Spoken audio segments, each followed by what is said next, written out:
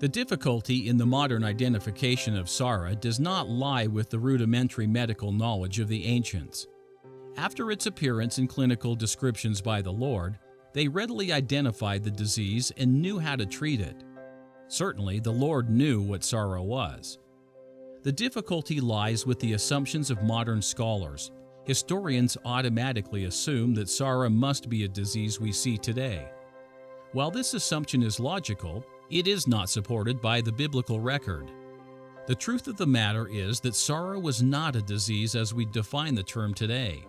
Tsara does not presently exist. This being the case, it is a pointless exercise to try to identify it with any known disease.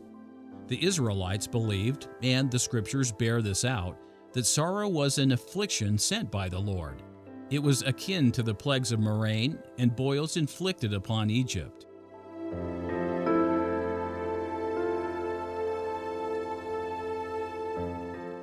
The ancient Israelites didn't look upon Tsara as a disease per se. They believed it to be a judgment sent by God.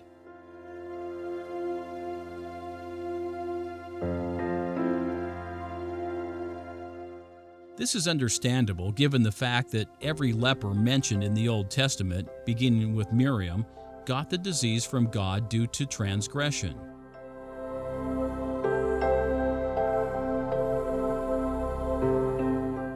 The notion that Tsara was a curse from God initially came from God Himself. It was God Himself that put leprosy into a house.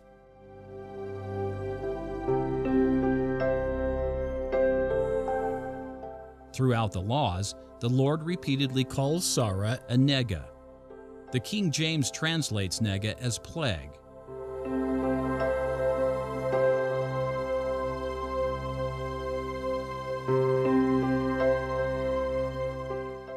Other translations, however, translate the term differently, including infection, disease, and stroke.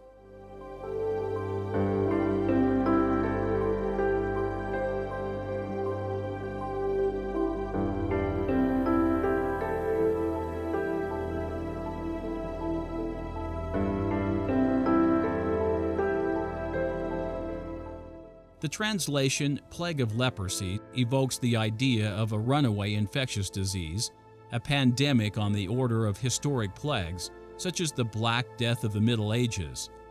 But Tsara was not communicable. The root meaning of nega suggests something different. Nega literally means stroke.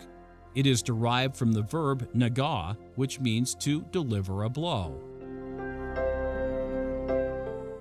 To strike assumes an active and purposeful actor behind the action. Delivering a blow, striking, generally assumes an assailant, a target, and a reason for the action. When combined with disease, to strike means to purposely inflict with a pestilence. In the Old Testament, disease was always a blow delivered by an angry God.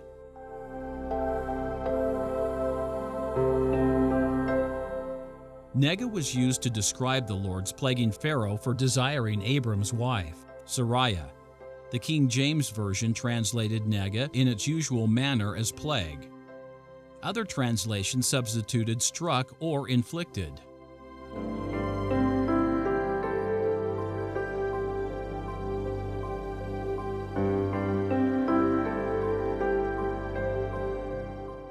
Just before slaying the firstborn, the Lord used nega to describe the act along with its preceding plagues.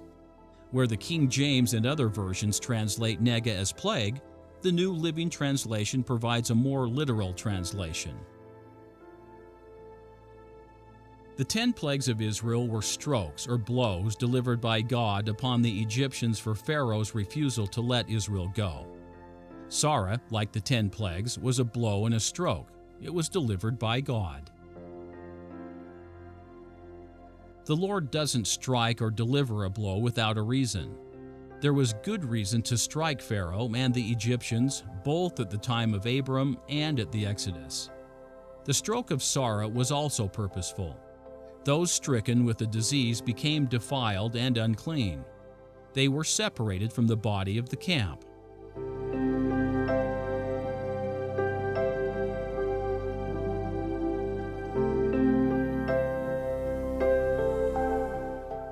And while we know the reasons for being stricken with Tsara for some, such as Miriam, Joab, and Uzziah, the laws do not specify the whys of the uncleanliness.